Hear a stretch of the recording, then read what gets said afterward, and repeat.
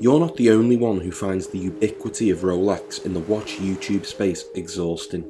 Honestly, even with the caption and the thumbnail of this video, however justified it might be, I get tired of it too. The timelessness of Rolex's designs means that their watches are so sought after and homaged. Homaged? Is that a word? Well, anyway, that their omnipresence is only matched by that of the brands seeking to capitalise on their success. Speaking of trying to capitalise on success, please do subscribe to the channel and give the video a thumbs up if you like it.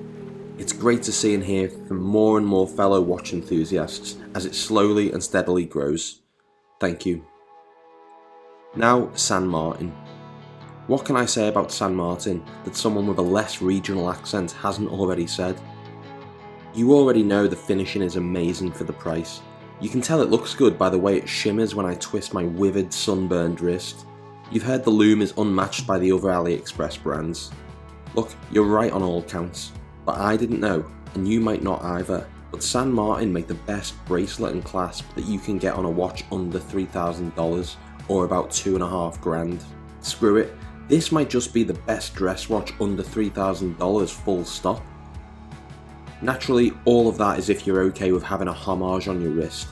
The watch in question being homaged, I don't even care if it's a word anymore, is the Rolex Datejust. Size wise, however, this is somewhere in between.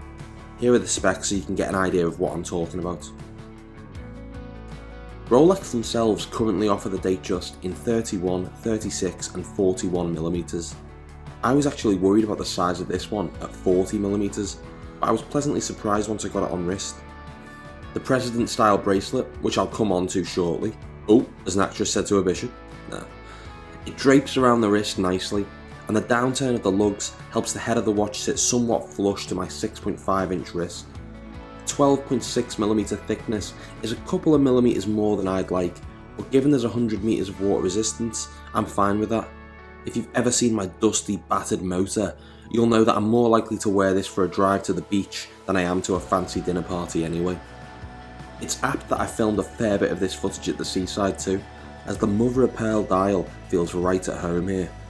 San Martin lists this on AliExpress as black mother of pearl, but they also have it in blue, white and natural mother of pearl varieties too.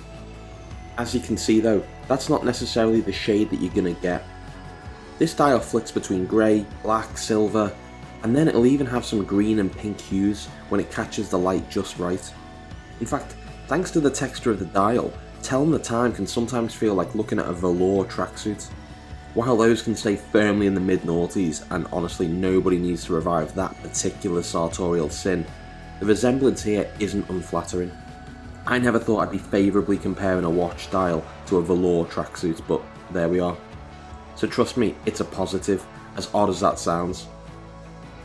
Admittedly, this is a watch that's difficult to film. The angle's never quite right, the camera never quite adjusts. Flat sapphire crystal with AR coating means you can read it in most light regardless though. The watch really does need to be seen however, and actually it needs to be felt too. The bracelet is the most comfortable I currently own. It articulates nicely and the screw links make it simple enough to adjust. Ditto the 4 micro adjustment holes on the clasp, and my oh my that clasp. The engraving of the logo is smooth to the touch and yet looks very sharp, but there's no roughness whatsoever. Likewise, the action when you close the milled clasp is clicky and satisfying, and whilst this might be blowing smoke up its proverbial arse a bit, the only other clasp I enjoyed closing this much was on my Black Bay 58, possibly thanks to the ceramic ball bearings that has. Despite the lack of balls here, it really is a joy to operate. The applied raised indices are perfectly polished and give the watch that blingy edge I know the Datejust itself has. I have a video on one of those above, and I'll be comparing these two side by side soon, so please do hit that subscribe button if you haven't already. The Cyclops date magnifier is clear enough, and even the Lume, on what is a dress watch remember, could beat some of the divers that I've had. This watch's most seemingly obvious weakness is its movement, but the China-made PT5000, a clone of the ETA 2824 that sits behind this brushed, solid caseback, is running great. I've had this movement in other watches from the brand and I've never had issues, and the feeling I get on YouTube is that not many other reviewers have had problems with it either.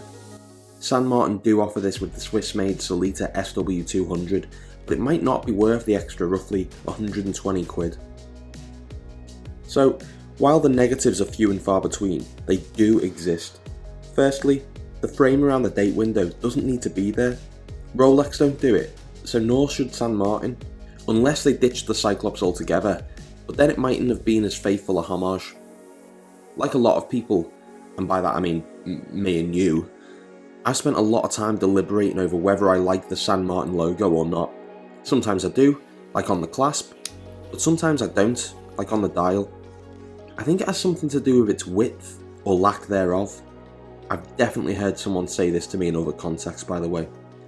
Anyway, if you look at the Rolex logo on this dial, or the Tudor logo here, or even an Omega, they have a little more width to them. The San Martin one almost looks, at a glance, like an extension of the baton Indices at 12, given how narrow it is. And on the crown, yeah, I knew I'd seen this before. Okay, so this might need a little explanation. I bought this watch with my own money from a private seller and not from San Martin themselves, but they have been updating the logos on their crowns, so the latest iteration of this SN059-G might not include this classroom graffiti tag. However, these really are minor gripes I can let go for the sake of that dial and how this thing feels on the wrist. The fact it runs great and is finished like a watch costing 10 times what you'll pay feels just like a bonus. I have no affiliation with the brand, and you won't see any affiliate links beneath this video for the time being, so trust me when I say that if you can find one of these at the right price, do not hesitate, get one. This watch found its way into my collection by chance, a random eBay search. But don't let that be the case for you. Go get it. Thank you so much for watching, and please consider subscribing if you haven't already. So, would you get this over a Rolex Datejust? Would you buy a homage at all? Would you like to buy a 2011 Renault Megane with a big dent in the side? Whatever the answer, let me know in the comments below. See you next time.